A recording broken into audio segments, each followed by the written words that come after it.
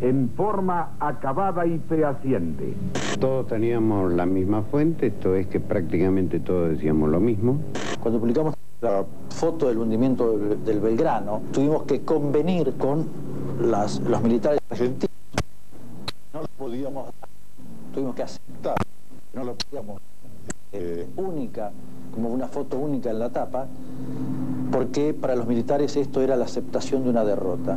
I wouldn't have said that was ardent. That is the picture of a American destroyer. She's a stripped ship. It was not an operational ship. She was a target ship for a missile trial of some kind. Seguramente debemos haber comprado o adquirido algún material que no era todos los santos. Las primeras e inolvidables imágenes de los primeros momentos de la guerra de las Malvinas que estamos librando. Los ingleses afirman que no han tenido bajas. Eso supongo que le causará un poco de risa, ¿no? La verdad que sí, no saben reconocer, digamos, no quieren reconocer sus pérdidas. Además tenemos que computar las serias averías que tiene el portaaviones Hermes. The great enigmas of the war. What happened to the Hermes? Well, she went home, didn't she? I was on the Hermes throughout, yes. So I'm fairly well aware of what went on, and that is not a very reasonable presentation. We're winning. Well, there we go.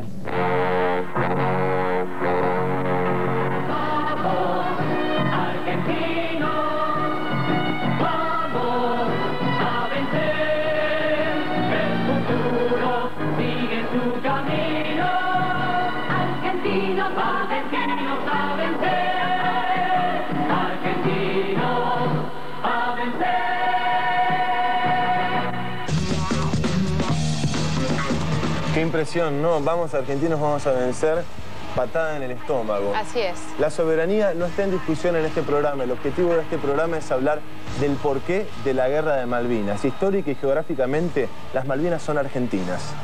Para saber cómo empezó la guerra, tenemos que hacer un poco de historia. En 1833, las islas fueron ocupadas ilegalmente por los ingleses. En 1965, la Asamblea General de las Naciones Unidas obliga a los dos países a que negocien teniendo en cuenta el interés de los isleños. No se habla de autodeterminación. En 1975 se descubre que en las Islas Malvinas podría haber más petróleo que en el Mar del Norte. Evidentemente, el interés pasa a ser económico, se dejan de lado los kelpers. Después de varias negociaciones frustradas, en 1981 se empieza a vislumbrar la posibilidad concreta de ocupar las islas. Pensaron, entre comillas, que esa era la forma de forzar la negociación. Esto es lo que pasó.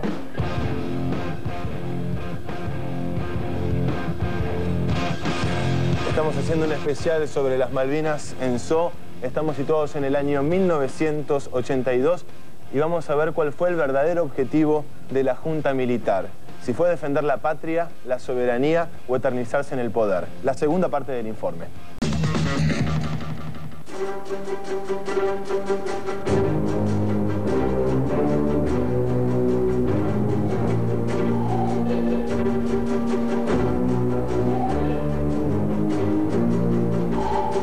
El gobierno argentino había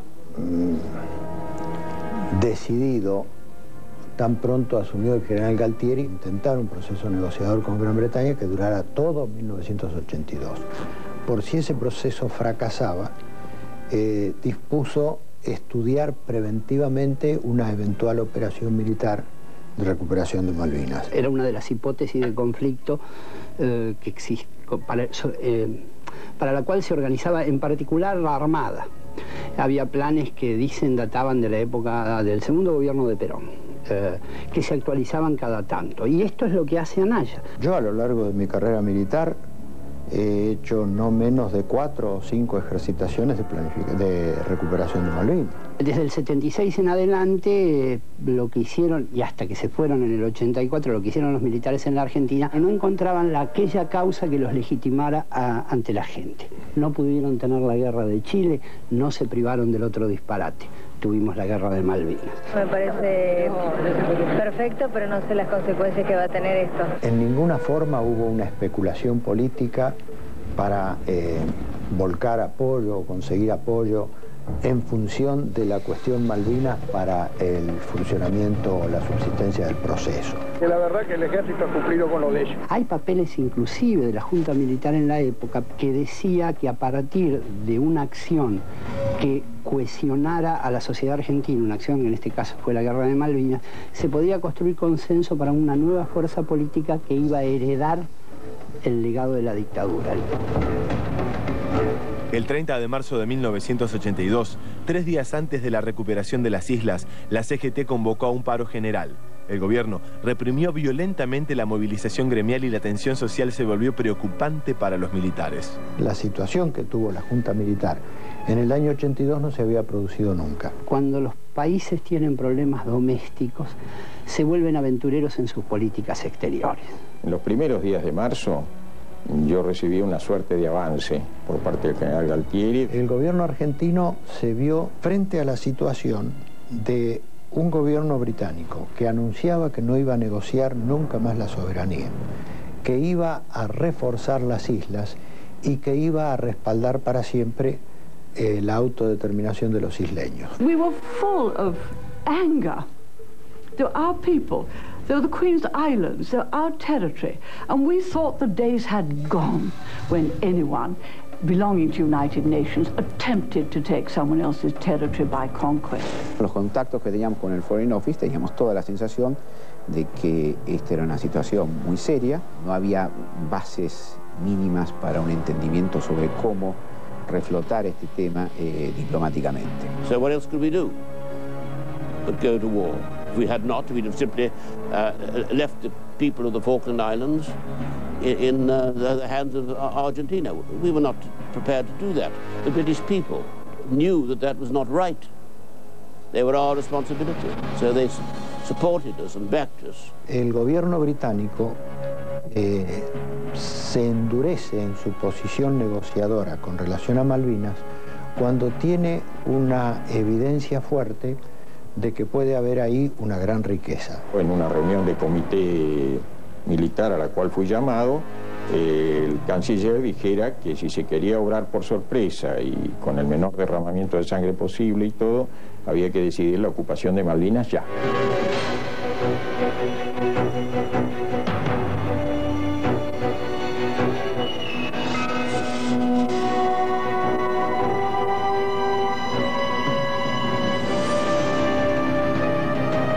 Si bien el general Galtieri afirma que Ortiz de Rosas le dijo que los ingleses no reaccionarían con tal que ningún soldado sufriera una torcedura de un tobillo,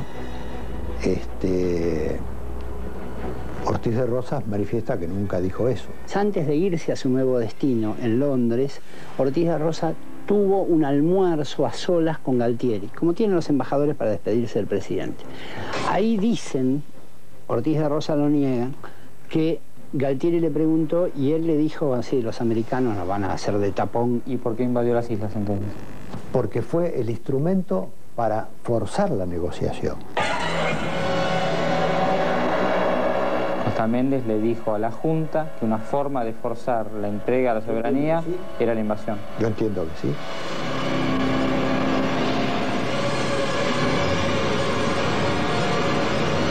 ¿Por qué era importante el menor derramamiento de sangre posible en la invasión a Malvinas? Porque el gobierno militar no quería y no preveía una guerra. Que opino que ya se tenía que haber recuperado las Islas Malvinas ya hace muchos años.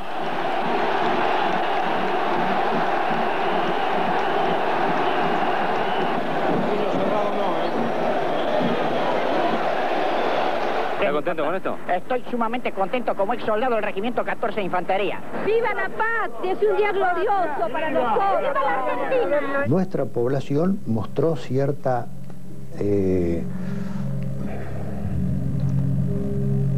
fragilidad espiritual que la hizo, en el momento del éxito inicial, entrar en una euforia colectiva tal vez demasiado grande. Inmortal es el grito sagrado. ¿Galtieri en la plaza del 10 de abril no ayudaba a eso? todo ayudaba a eso. Yo le volvería a invertir la pregunta. La multitud que estaba en la plaza gritando, ¿no lo incitaba a Galtieri a sentir eso? Es lo mismo. Es todo, es un fenómeno colectivo. Si quieren venir, que vengan, les presentaremos batalla. Si quieren venir, que vengan. Vaya si vinieron hace 16 años. La causa Malvinas fue utilizada tanto por la Junta Militar como por el gobierno de Margaret Thatcher. Hoy en SOH te vamos a contar cómo, por qué, las trampas, las tranzas y las mentiras. En esos 2 meses de guerra, los argentinos nos mostramos tal cual somos. Mostramos lo mejor y lo peor. El 30 de marzo fuimos a la plaza a protestar en contra de la dictadura. Nos reprimieron. El 2 de abril nos autoconvocamos en la misma plaza para felicitar a Galtieri. El 10 de abril fuimos y no faltó casi nadie en esa misma Plaza de Mayo que ahora nos duele, 16 años después. Y el 14 de junio volvimos a la plaza a putear a Galtieri y nos deprimimos. En esos 2 meses fuimos capaces de los actos más dignos como los más indignos.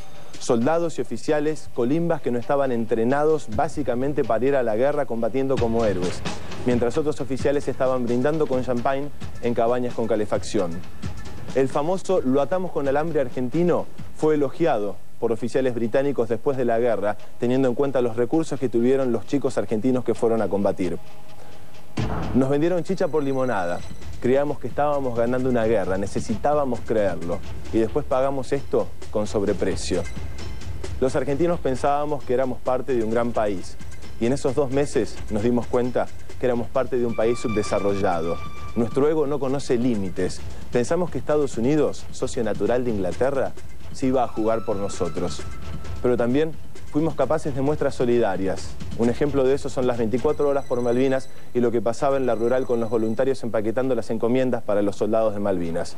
En esas mismas encomiendas quedaban afuera latas donadas por empresarios que estaban hinchadas porque estaban vencidas. Este programa de SOH lo queremos dedicar primero a nosotros, a los que cuando teníamos 11 años como tenía yo fuimos a la plaza a gritar Galtieri ídolo. A nuestros padres que nos llevaron y necesitaron pensar que íbamos a ganar y fueron engañados. A los excombatientes que volvieron de Malvinas y que están olvidados por todos nosotros, lamentablemente. Y especialmente a esos 647 chicos que se murieron en esa guerra de Malvinas. A esos 647 muertos. A ellos la verdad. Bienvenidos al SOH. Codicia del hombre. La guerra de Malvinas no es la excepción, sino más bien el ejemplo más claro que yo pude hallar para pensar así. ¿Cuántos chicos murieron sin sentido? Y otra pregunta, ¿quién sentía a las Malvinas como argentinas antes de Galtieri y a 1982? Mercedes de Almagro, de 77, hay un libro de Alfredo Palacios en el que se documenta que las Malvinas se entregaron como parte de pago de una deuda con Inglaterra. Tenemos otro, no es novedad que los militares argentinos no tuvieron ni siguieron ningún código de honor, desde el momento que inician una guerra por cuestiones políticas y mandan a pelear a chicos de 18 años sin ninguna preparación y sin ningún equipamiento. Coincido completamente con ese mensaje. Mi último mensaje. Alicia de Loma Hermosa, de 57, lo que más me dolió de Malvinas fue que mientras los chicos estaban en las Malvinas, acá estábamos en cualquier cosa. Y esto es cierto, somos tan frívolos que la City, New York City, no abrió. No cerró nunca, en realidad, durante el conflicto de Malvinas. Y la gente iba y estaba de joda. Bailábamos mientras. Bueno, en el próximo bloque les vamos a contar cómo se portaba durante la guerra el rambito argentino. ¿Adivinen quién? Astiz. También, ahora llegó el momento de hablar de las responsabilidades del dar la cara. De una responsabilidad moral, pública y política. Hay gente que participó en lo que fue la colaboración con los militares en Malvinas, que fue testigo de una época y que no quiso hablar con nosotros cuando hacíamos este informe. Pinky, Fontana, Casanseu. Hay otras personas que tienen una responsabilidad histórica y política y que no hablaron. Aquí están, estos son. Carlos Ortiz de Rosas, ex embajador argentino en Londres. Gustavo Figueroa, funcionario de Cancillería en 1982. Se los acusa de predecir que Gran Bretaña no reaccionaría y Estados Unidos sería neutral. General Leopoldo Fortunato Galtieri, condenado a 12 años de prisión por su responsabilidad en la guerra. Almirante Jorge Isaac Anaya, condenado a 14 años. Ambos fueron indultados. A la vuelta, en So, la época en que creímos que estábamos ganando una guerra, el papel de los medios durante el conflicto y los que se arrepienten de aquel momento. And why on earth we let him go? I don't know what's happened to him. But this sort of person should be put away on a fairly permanent basis, I'd have thought. But then I don't have much control of that sort of thing. And we're not allowed to do that.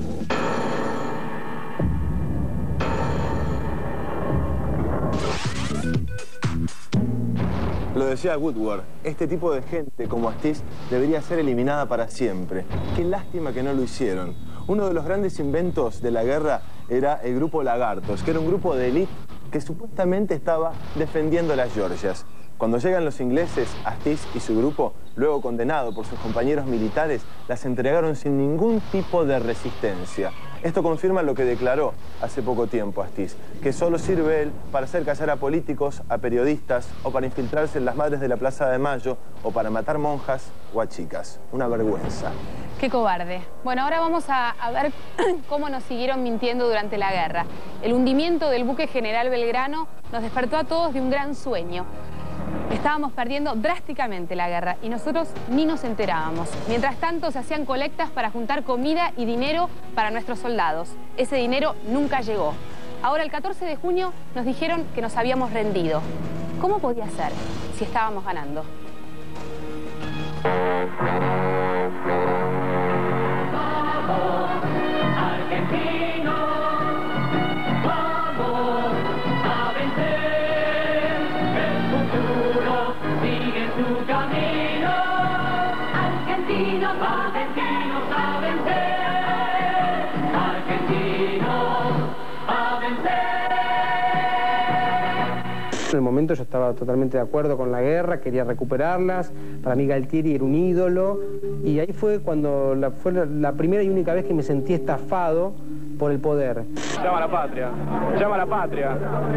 Absolutamente seguro, ¿no? Sí, la responsabilidad que tenemos en este momento, defenderla. Me sentí engañado. Me acuerdo de haber ido en un tren a Plaza de Mayo con todo el colegio a reclamar por las Malvinas, a cantar si son machos de verdad que las vengan a buscar. Y estoy profundamente arrepentido de haberlo hecho. Muchas veces se dice que la moral está alta y muchas veces también uno se pregunta cuáles son los componentes de ese indicador de que la moral está alta. Estas escenas hablan por sí solas.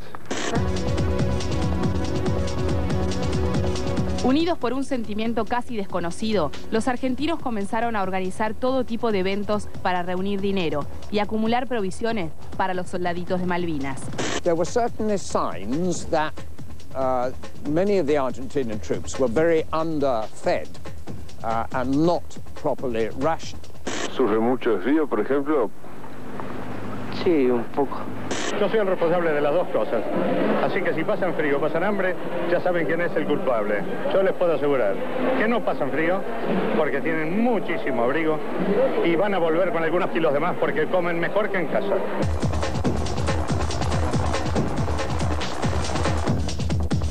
We found containers full of rations in the islands, and we had some very nice Argentine beef after the operations were over, and indeed red wine. Para engrosar las arcas del Fondo Patriótico por Malvinas, ATC organizó un maratónico programa que duró 24 horas.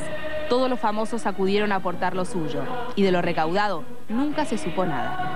Me siento profundamente orgullosa de mi país, y más argentina que nunca, como todos ustedes, y quiero darte una cosa para tu balanza, algo que yo amo profundamente. Es un premio que me regaló Venezuela a raíz de lo del shock, que fue fantástico para mí. Y lo dice atrás.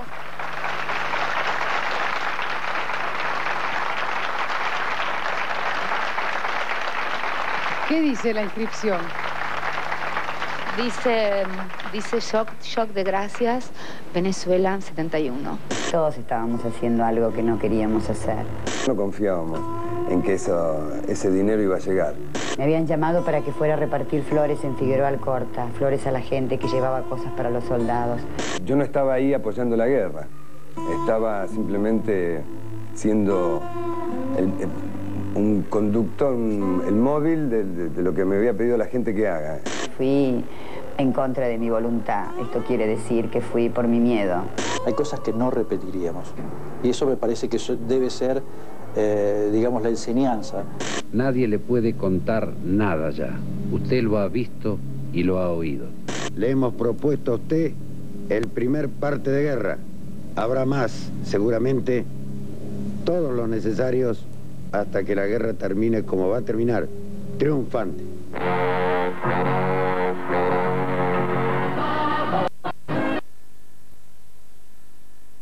Sí, la guerra terminó triunfante, pero para Inglaterra.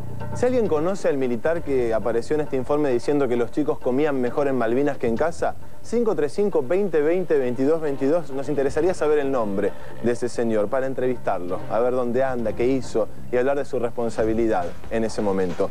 Otro de los inventos de los medios en el momento de Malvinas fue Daniel Jukic, quien fue elevado a héroe nacional.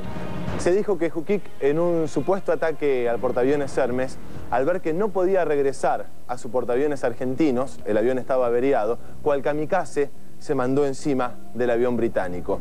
Con el tiempo nos despertamos y nos dimos cuenta que Jukic había muerto, pero en tierra, al intentar despegar su avión. Otras cosas que pasaron en la Argentina: los institutos de cultura inglesa fueron amenazados, sacaron la bandera y recibían amenazas telefónicas durante todos los días.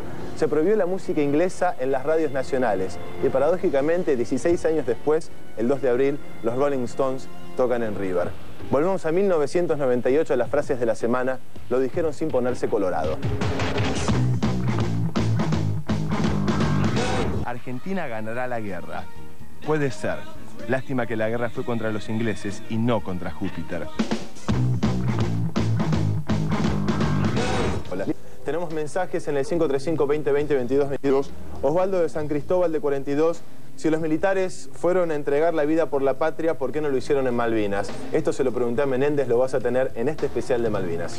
Eduardo de Chascomús tiene 27 años y nos dice: los muertos no fueron 647. Al terminar la guerra hubo más muertos, ya que en Malvinas se usaron armas químicas. Esta información nosotros no las teníamos, así que dimos lo que sabíamos hasta ahora. José, veterano de guerra, programas como este deberían hacerse más seguido, no solo el 2 de abril, solo nos recuerdan el 2 de abril. Tenés razón, José. Gustavo de Berazategui tiene 26 años y dice: ¿qué es lo que se hizo con todo lo que donó la gente? ¿Qué reciben de parte del gobierno hoy los excombatientes? Aparentemente una mínima pensión. En el próximo bloque de Zoo, al comienzo, te vas a enterar de la historia del Invencible. Un buque que la Junta dijo que había hundido y aún hoy va por los mares del mundo. Y ahora sí, nos vamos a ir a... Es muy difícil. Yo estaba en Nueva York, no pasaba mucho. Un día llamo al diario a la tarde, me cruzo de Naciones Unidas al hotel que estaba enfrente. Prendo la televisión, pongo el noticiero de las 6 de la tarde de la CBS. Me acuerdo que lo primero que sale es una placa, una filmación con...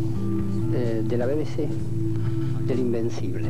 Me atiende y lo primero que me dicen acá en Buenos Aires, me dice Van der Koy: sí, hundimos el Invencible. Y yo miraba la televisión y escuchaba a este... Le digo: che, Eduardo, le digo, ¿a qué hora fue? ¿Fue ahora? Le digo: no, fue anoche. Y no daba, por la fecha y la hora Greenwich, no daba. Le digo: mira, Eduardo, le digo, lo estoy... No estamos esperando la confirmación. Mirá, Eduardo, lo tengo en pantalla con hora Greenwich, la hora de mediano Greenwich, que era la hora nuestra, era las 10 de la mañana en la Argentina. Si no lo hundieron después de las 10, está acá, ¿eh? Dice: no, eso es propaganda, este era el clima. Y titularon los diarios de ese día: el Invencible está a flote hoy todavía.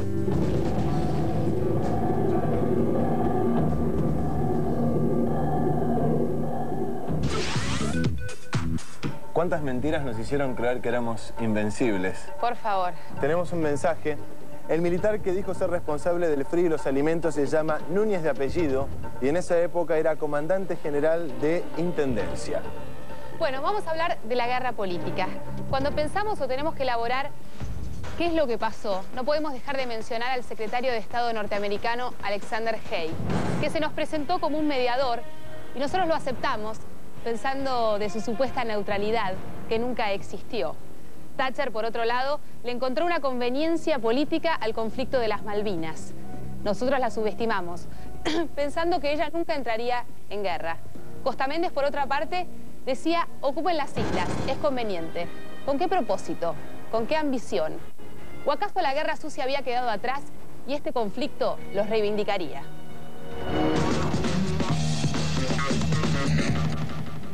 Those dictators were stupid. They misjudged us. I felt that very early on, because on our television screens in London, we saw in Buenos Aires and no doubt other places, but particularly Buenos Aires, the excitement of the population. Intelligence officers that I met in Argentina who had a knowledge of the British military system had absolutely no doubt that there would be a response. But that kind of knowledge really didn't seem to filter into the junta. Había una formulación, si se quiere, optimista a partir de una neutralidad de Estados Unidos, de una buena voluntad de Estados Unidos, de compromisos de Inglaterra, de dificultades. Una eventual acción con fuerzas menores se consideraba como una posibilidad lejana.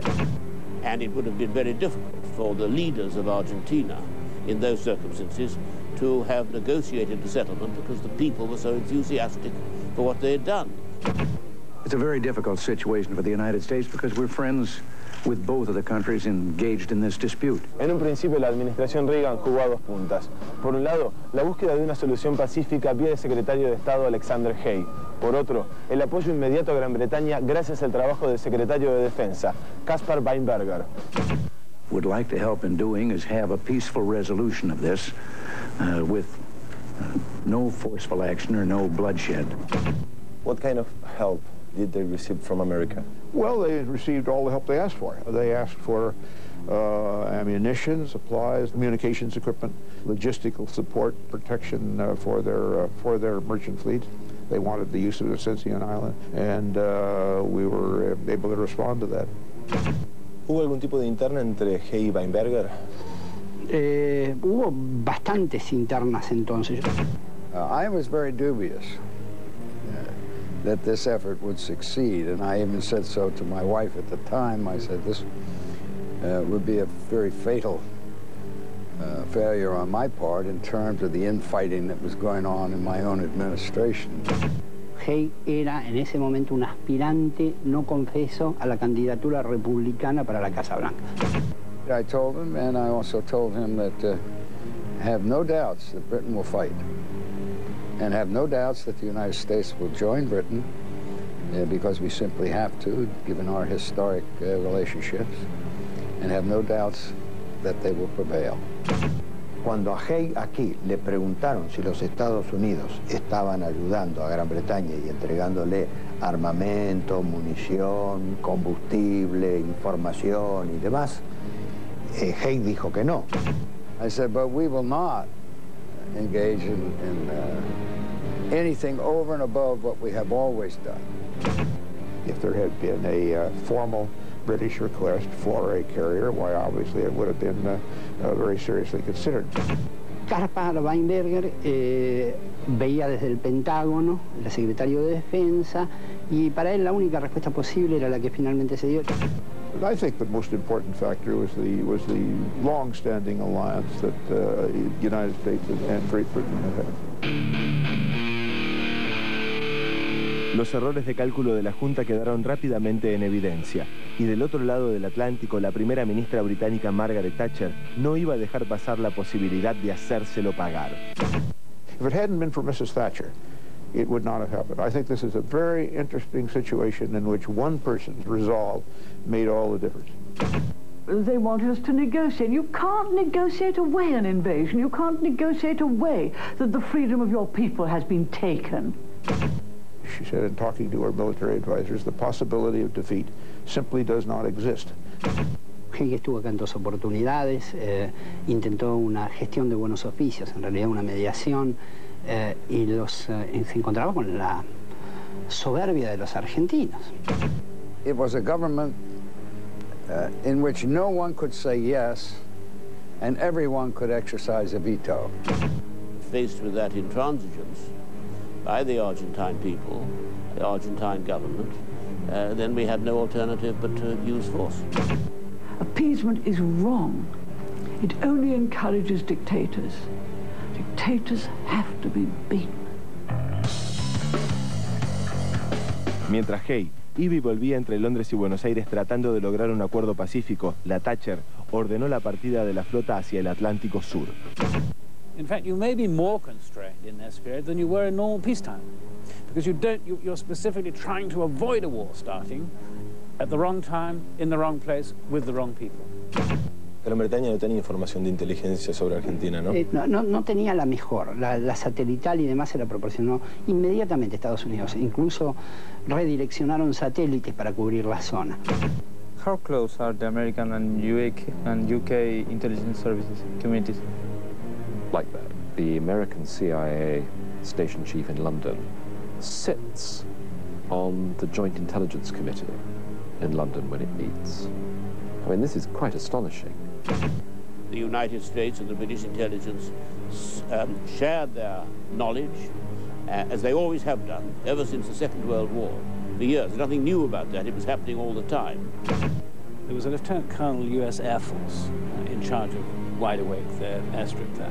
And the Colonel showed me a signal which he'd had from the Department of Defense, the Pentagon, or wherever, from stateside anyway. And effectively it said, do everything you can to help the Brits, but if you're caught, you're fired. Tras el fracaso de la gestión de Hay en Buenos Aires, lo evidente empieza a hacerse obvio, y los Estados Unidos apoyan abiertamente a Gran Bretaña. In light of Argentina's failure to accept a compromise, we must take concrete steps to underscore that the United States cannot and will not condone the use of unlawful force to resolve disputes. Lamento muchísimo la decisión de los Estados Unidos, que es contraria a la letra y al espíritu de la resolución de los cancilleres americanos tomada en el órgano de consulta y que es claramente contraria a principios básicos del derecho internacional. Weinberger hizo bien su trabajo, después lo nombraron Sir. Sí, claro, sin duda. Pero debo decir algo a favor de Weinberger. Siempre creyó eso y nunca dijo otra cosa. Honors that you least expect and least deserve are the ones you enjoy the most. And I was simply told that the Queen and Mrs.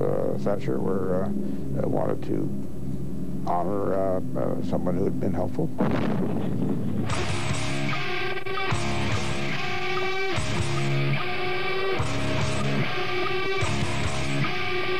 Este informe nos cuenta la trama secreta de lo que fue Malvinas.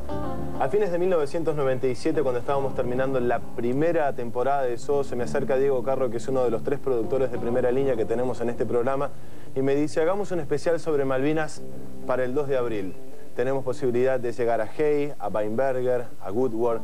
Se suma Alonso González Calderón, que aparte de productor es cronista del programa, y desde un espacio de domingos a las 11 de la noche llegamos a lugares donde no se había llegado antes desde la prensa argentina. ¿Cómo se consigue una entrevista con Hay, con Woodward? Hay que trabajar para eso, hay que, digamos, conocer los códigos en los cuales ellos se manejan. A nosotros nos ayudaron desde afuera también a conseguir las entrevistas, pero sin duda, si uno tiene la intención de hacerlo, digamos, y lo quiere hacer, se puede hacer, no es imposible. Nosotros no tenemos enormes medios ni un montón de plata y sin embargo lo podemos hacer. Por algo será que los demás canales y los otros programas y periodistas y que eso nunca se han metido con Malvinas. Han ido los noticieros a Malvinas, pero nada más. En esa interna entre Hay y Weinberger, ¿cuáles fueron los errores de cálculo de la Junta? Bueno, básicamente pensar que Gran Bretaña no iba a reaccionar y que Estados Unidos iba a estar de nuestro lado o al menos se iba a mantener neutral. Cualquiera que tuviera dos de frente algo de instrucción se hubiera dado cuenta que eso no iba a ser así nunca, digamos, por la historia que tienen Gran Bretaña y Estados Unidos conjunta, lo que ellos llaman una relación muy especial. Menéndez, que era el canciller argentino, cuando daba las conferencias de prensa nombraba el TIAR. ¿Qué es el TIAR? Costamenes nombraba el TIAR, que es el Tratado Interamericano de Asistencia Recíproca. Esto es un tratado que se firmó en los años 40 con el resto de los países de América, en el cual cualquier país que fuera invadido o que sufriera una agresión por parte de otro, bueno, los países de América se unirían para defenderlo.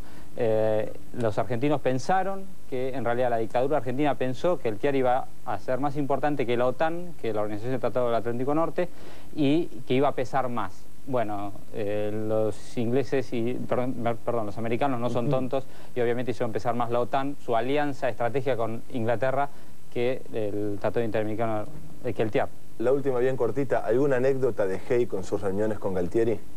Bueno, básicamente parece que Haig decía, de hecho está en su libro, en sus memorias, que las reuniones con la Junta tenían alrededor de 50 personas. De hecho esto nos lo confirmó el embajador inglés en Washington en esa época. Y donde todos, como él mismo lo dijo, tenían derecho a veto. Todos llegaban, habían arreglado algo y a los 2 minutos entraba un oficial de alguna de las 3 Fuerzas Armadas por la puerta y decía, no, esto no sirve porque tal y tal cosa, y se caía toda la negociación y había que volver a levantarla. De hecho, era una desorganización que fue visible y que, bueno, fue muy comentada en su época. Los muchachos de Botas no se ponían de acuerdo. Seguimos con Dolores. Gracias, Juan, gracias, Alonso. Bueno, llegó el momento del rompe tradiciones. Él es el escritor español más vendido de la última década. En ese personaje que hablaba sobre la comida que le llevaban a los soldados. Que vengan a mí si les falta comida a los soldados. Bueno, fue director de la obra social militar y lo echaron por robar en el periodo 87-88. Esto nos dicen. No me extraña nada. Fernando de Wilde, de 40, soy oficial retirado de las Fuerzas Aéreas. No metan a todos los militares en la misma bolsa, no lo estamos haciendo en este programa. A mí los milicos también me engañaron, nos engañaron a todos. Jorge dice, Malvinas no fue una gesta mal hecha. Yo la viví en carne propia. Matar a alguien no es nada gratificante, pero fue una guerra. Rodolfo de Hurlingham, excombatiente. Menéndez fue un entregador. Se entregó con uniforme de gala y su espada. No combatió nunca. Antes de que termine SOO, antes de las 12:30, lo vas a tener a Menéndez sí, contando cómo fue la rendición. Exactamente. La teoría de los dos Menéndez. Les vamos a contar con qué general Menéndez se encontró el general Moore. Nosotros nos despedimos de este bloque con lo que va a pasar la semana que viene en SOO. La semana que viene, SOO, el hundimiento del crucero General Belgrano. Una orden de Thatcher que desoyó las propuestas de paz. Además, un informe sobre los niños prodigios siempre presentes en el cine y la TV. Told that I was going to be involved in operations, I sent for a report on the opposing commander. I said his name, I understand, is Menendez, and I'd like a report about him. And I received this report with a poor quality photograph and about one A4 size sheet of information about him and his career, and I read this very carefully and I thought about it, and I thought that he was going to behave as a very aggressive commander. After we had signed the surrender document in Government House, not in Government House, in the administrative buildings, I looked at him and this report came back into my mind, and I thought, you're nothing like the guy I thought I was fighting. So when my documents caught up with me, I looked them up and I read it again, and I thought, no, he isn't, nothing like it. So I sent for my intelligence officer and I said, David, you remember that report you got me on General Menendez? Oh, God, General, he said, didn't I tell you? That was the wrong Menendez. How about that?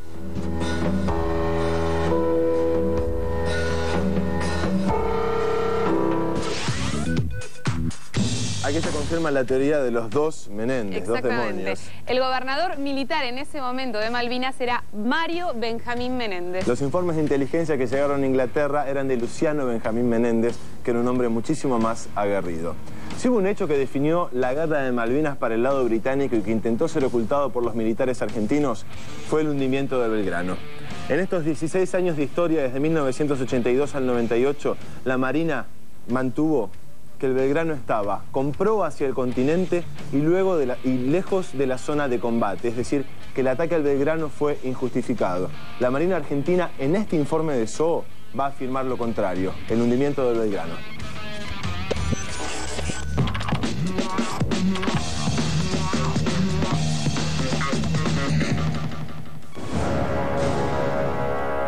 Estamos preparados permanentemente para o recibir un ataque o atacar nosotros. El día 31 de abril, que yo, si no me mal recuerdo, se nos dio orden de atacar al enemigo.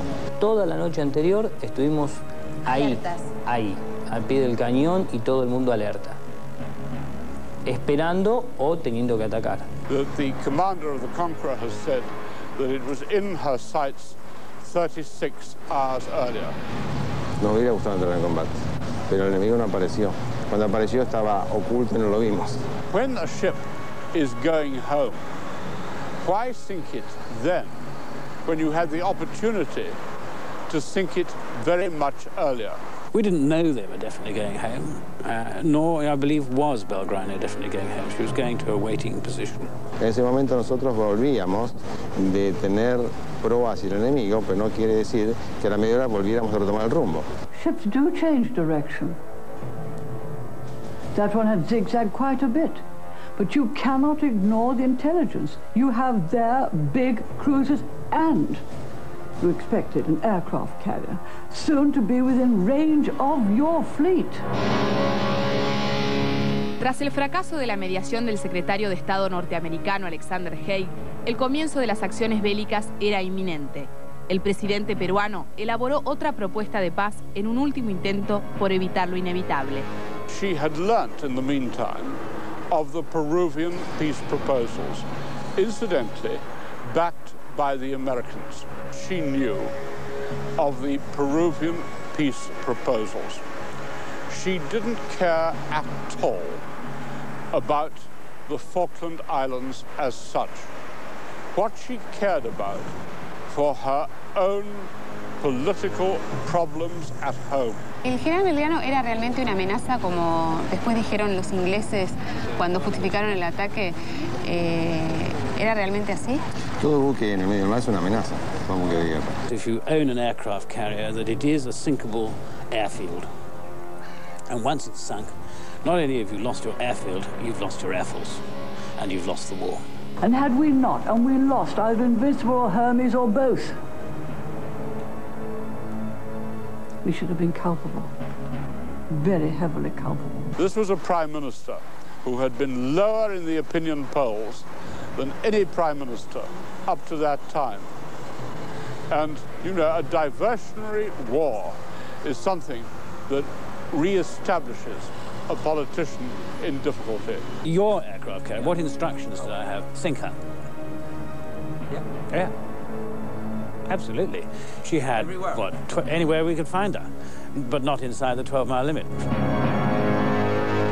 Lo peor fue la pérdida de tantos compañeros. De tantos compañeros que podía haber sido yo también tranquilamente, ¿no? Of course you don't want to sink people, you don't want to kill people. We're not in, one gets no enjoyment out of that. But if they're threatening you, and all my experience indicated that they were, then you don't just wait for them to come along and ruin your day. You try and ruin theirs first. El crucero General Belgrano contaba con 1093 tripulantes. 770 salvaron sus vidas y solo se rescataron 23 cuerpos sin vida. Los 300 restantes desaparecieron producto del estallido de los torpedos. El momento que dio el impacto del torpedo, en máquinas, la gente que estaba era imposible que salga. O sea que prácticamente yo creo que ni se dieron cuenta del impacto. That's the rules of war. You don't survive any other way.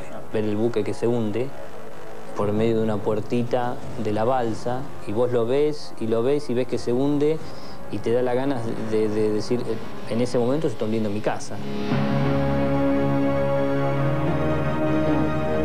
Y precisamente en ese momento se estaba hundiendo la casa. Es importante aclarar esto. Exactamente. El Belgrano estaba fuera de la zona de exclusión con proa al continente. ¿Cuál es la aclaración que se hace en este informe que es nueva? Exactamente. Hasta ahora se había dicho que el Belgrano fue hundido por estar fuera del área de exclusión injustamente. Por primera vez se admite que en realidad el Belgrano era una amenaza para la Armada Británica. Eso es, digamos, lo que se agrega nuevo en este informe. Tenemos mensajes al 535-2020-2222. Carolina de Cañada Rasquín, de 18. Malvinas fue un manotazo de ahogado de los militares. Fueron tan necios que prefirieron la guerra a la democracia. Es una buena interpretación de la guerra. Rosa de los Hornos nos dice, no nos olvidemos que las Malvinas, como lo del Mundial, fue para tapar el genocidio. Sandra de San Juan nos dice que es esposa de un excombatiente. A su esposo le niegan la pensión, la Armada le da la espalda. La señora de Pucheta, que es esposa de uno de los desaparecidos del crucero, nos dice, quiere agradecer por el recordatorio y llama a ayudar a los excombatientes, por ejemplo, para aprobar propuestas de leyes y beneficios que ellos hacen. Ayudemos a que vivan dignamente. Nosotros nos quedamos en SOA hasta las 12:30 en un programa especial sobre las Malvinas. Nos vamos de este bloque con una convocatoria a nuestro concurso de HIV-Sida. That was a devastating moment in the whole conflict because nobody had been briefed on an air launch Exocet threat. There was Argentine intelligence personnel scrambling to get resupplies, to buy new units. So it was a two-pronged attack by the British. One was to go into the black market and the grey market and buy everything in sight. And then the second was to dupe the principals in Paris who were in the procurement business and mislead them about what was available.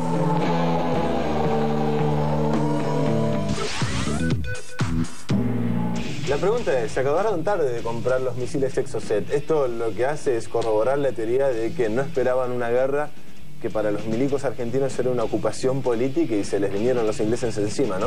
De hecho, si hubieran comprado más misiles antes, la guerra se hubiera alargado casi indefinidamente. Esto es admitido por los propios ingleses. Ahora, qué ridículo el tema de estar en París comprando el Exocet a los mismos ingleses. Sí, de hecho los Exocet son fabricados en Francia y bueno, estaban los ingleses ahí embarrando la cancha. Estuvimos así de cerca de tenerlos a Galtieri y a Anaya. ¿Por qué no hablan? Bueno, básicamente tienen miedo a las repercusiones, la idea es esa. Ellos consideran que deberían hablar, pero tienen miedo a las repercusiones, no quieren hacerlo y bueno, no los conseguimos, básicamente es eso. Bien. Estuvimos cerca.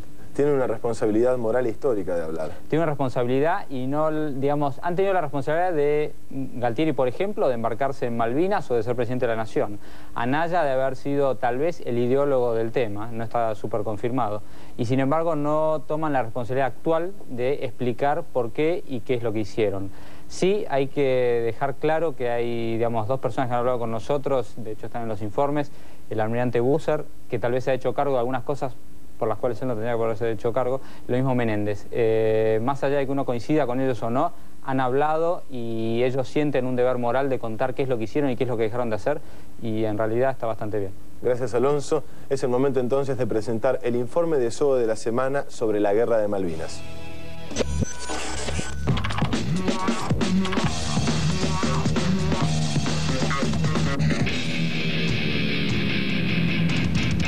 ¿Por qué no murió por la patria? Mire, porque un militar profesional sabe también que tiene que estar en el lugar donde se debe estar. No crea que mi vida no corrió peligro en varias oportunidades, pero en los lugares donde yo debía estar. Por ejemplo, en un vuelo de helicóptero, o por ejemplo, durante un cañoneo de la artillería naval, o durante un bombardeo, o cualquier otra situación. Pero no me tocó. Luego de los primeros bombardeos y el hundimiento del Belgrano, ya nada pudo evitar el derramamiento de sangre. La guerra había estallado y solo podría haber un vencedor. Did you at any time believe that defeat was possible? Oh, yes. To believe otherwise is extremely foolish for a start. It gives you a false confidence. Cuando atacaban de sorpresa, y para los que estamos con una cámara al hombro, vos reaccionás cuando sentís el ruido. ¿Qué pasa? ¡Tirando! Bueno, tranquilos. Vamos. Nuestra movilidad era muy escasa, porque en Malvinas uno no se podía mover con vehículos.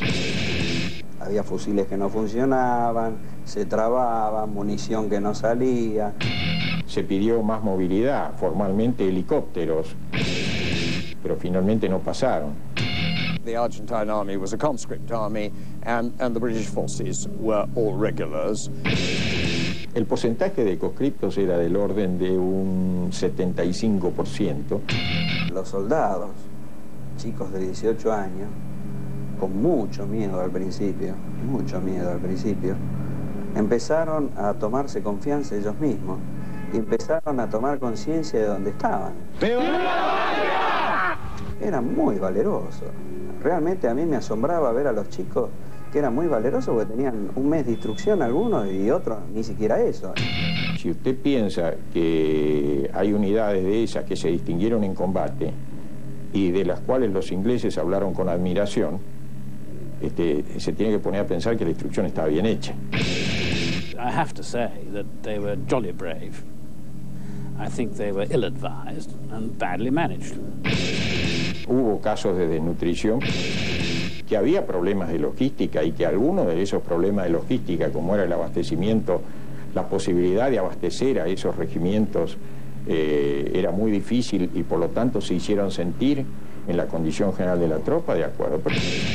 We didn't have masses more night fighting aids and things like that, probably less, but we had a lot of practice at operating at night. No teníamos los medios suficientes, ni nadie nos podía ayudar, ni la Marina ni la Fuerza Aérea. El 11 de junio nos atacaron desde las 2 de la mañana hasta las 12 de la noche. Sin parar, aviones, buques, desde la montaña ya nos tiraban con los cañones que ya podían llegar. Ese día no comió nadie. Ahí hubo gente que combatió y combatió hasta la muerte y se jugó la vida con un coraje fenomenal. Their manner of attacking was such as to guarantee a high loss rate, which is what happened. They were given no top cover by fighters. They were given poor bombs with incorrect fusing and no instruction on how to avoid it. Pido al pueblo de la República, mi pueblo, fe, coraje y entereza. Mi general, a esta tropa ya no se le puede exigir más de todo lo que ha peleado. ¿Qué es cierto de la frase de Galtieri, saque a los soldados de las trincheras que vayan a pelear?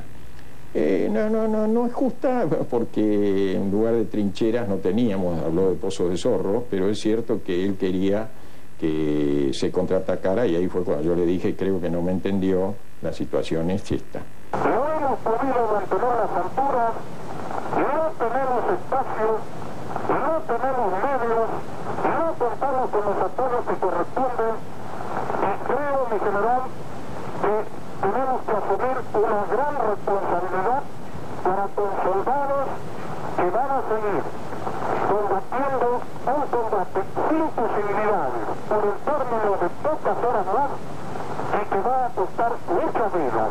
¿Cómo es rendirse frente al enemigo? Es muy duro. I moved into Stanley myself by air and landed quite close to the government buildings and walked from the helicopter up to those. ¿Es humillante? Yo sentí una tremenda amargura, una bronca impresionante. And so I was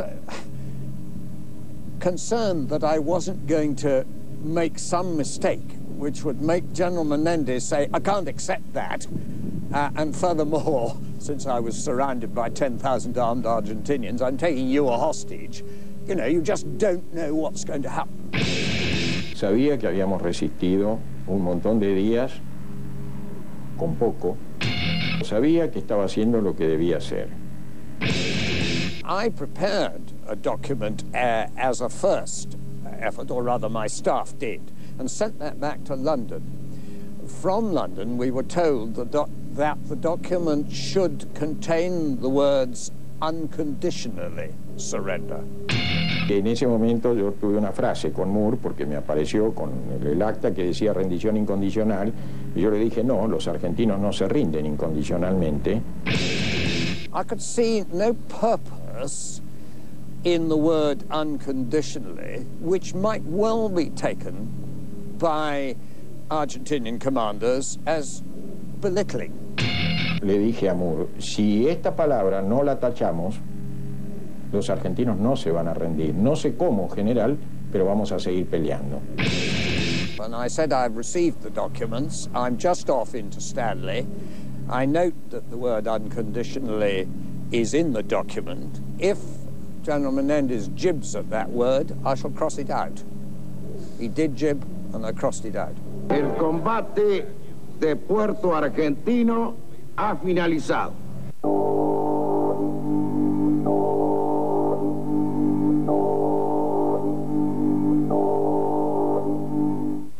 Y sin dudas, al ver el informe de la Semana de Soto, te das cuenta que la guerra estaba perdida porque era una ocupación política lo que fueron las tropas argentinas desde el comienzo.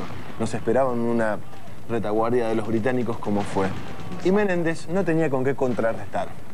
Tenemos mensajes. Exactamente. Laura de Olivos nos dice: en esa época recuerdo que con mi familia por la noche tratábamos de sintonizar radio holandesa que transmitía en castellano. Y allí nos enterábamos que íbamos perdiendo. El triunfalismo dio lugar a la desazón. Roberto de Plaza San Martín: si a Astis le hubieran matado a los ingleses, no habría oportunidad de que un argentino le rompa la cara en la calle. En el próximo bloque tenemos un informe acerca de lo que nos dejó la guerra. Ahora nos vamos de este bloque con un imprescindible de la semana que viene. Siempre alguien muere. Los chicos de la guerra, sin haberlo deseado jamás, tuvieron que ir al frente y ponerle el pecho a las balas. Y la irresponsabilidad de los adultos hizo que los chicos terminaran pagando los platos rotos. Casi 700 argentinos dejaron sus vidas en las islas luchando con increíble coraje, pero con pocas municiones, mal alimentados, al borde del congelamiento y en muchos casos lejos de sus oficiales. ¿Qué defendían? ¿La patria? ¿La bandera? ¿O una aventura suicida y un manotazo de ahogado? Ellos murieron por la soberanía. ¿Pero qué es la soberanía en unas islas lejanas con idioma, costumbres y habitantes extranjeros? En Argentina casi todo se olvida. Los chicos que hoy tienen la edad de aquellos que fueron a la guerra no conocen la historia, no saben por qué murieron. Y nosotros olvidamos. Olvidamos a los chicos de la guerra. En la Argentina, en nombre de la patria, a veces se cometen los crímenes más atroces. La guerra de Malvinas fue en nombre de la patria. El 14 de junio, cuando se firma la rendición, los argentinos empezamos a sentir el gusto amargo que nos dejaría la guerra, justamente. El pueblo cae en una profunda depresión y nos empezamos a dar cuenta que no éramos tan fuertes como pensábamos. Y los argentinos, frente al fracaso, en vez de reconocer a los soldados como héroes, los despreciamos y no les brindamos nuestra ayuda. Esto es lo que nos dejó la guerra.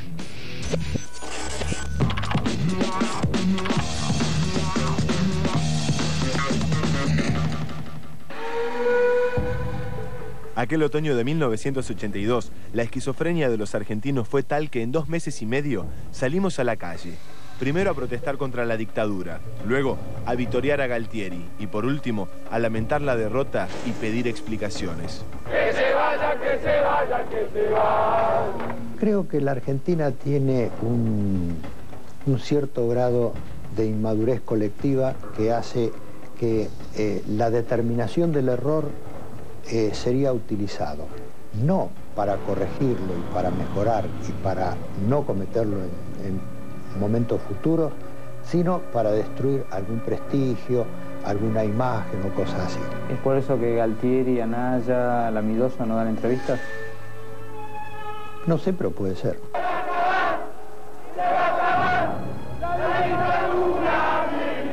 ¿No tienen un deber moral de explicar lo que hicieron?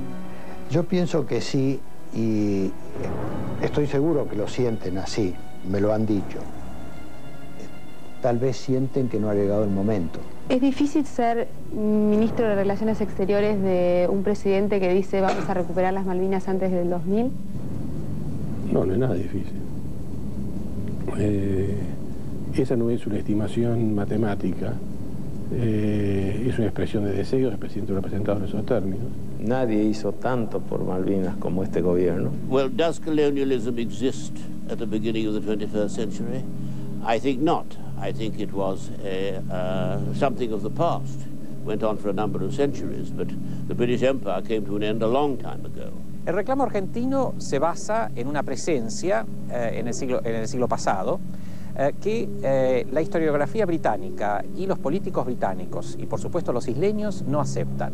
Tienen otra historiografía, inclusive otra historia del descubrimiento, de la colonización de las islas, y además responden con la realidad de la presencia británica y gobierno británico en las islas desde 1833. But to describe it as colonialism, it does seem to me to be out of all proportion. You know, when we had hundreds or thousands of millions of people in as a part of our responsibility, that was one thing. And after that period in the 19th century, the 20th century, left with, I think it's 13 small islands. Ellos están acostumbrados a pensar en base a la nacionalidad del que habita un territorio. Nosotros pensamos más en función de quién creemos que tiene derecho a un territorio. Son dos concepciones distintas del derecho. Los británicos se niegan a la recomendación, a la decisión de las Naciones Unidas de que tenemos que juntarnos para negociar. No somos una potencia mundial, ni mucho menos, no tenemos fantasías ridículas, pero sí somos un país importante cuya opinión se escucha internacionalmente también. ¿Qué se espera de la visita de Menem a Londres? Sería impensable ir a Gran Bretaña y no hablar de tema Malvinas. Toda la Cancillería ha trabajado para reconstruir la relación con el Reino Unido y creo que dentro del proceso de reconstrucción la visita del presidente constituye una instancia necesaria e importantísima. Ahora estamos dando pasos importantes a ver si conseguimos el objetivo al cual hice referencia. No es fácil, pero no es imposible. Se habla de que hay negociaciones secretas. Ojalá hubiera negociaciones secretas. Desgraciadamente no existe ninguna negociación secreta. Estamos negociando la forma de la visita. El protocolo que tiene en el viaje presenta un viaje en carroza con la reina. ¿Qué le va a decir a la reina? No, habría que preguntarle a la reina qué me va a decir a mí. ¿En qué consiste esta política de seducción de la que usted habla con respecto a Gran Bretaña? Mira,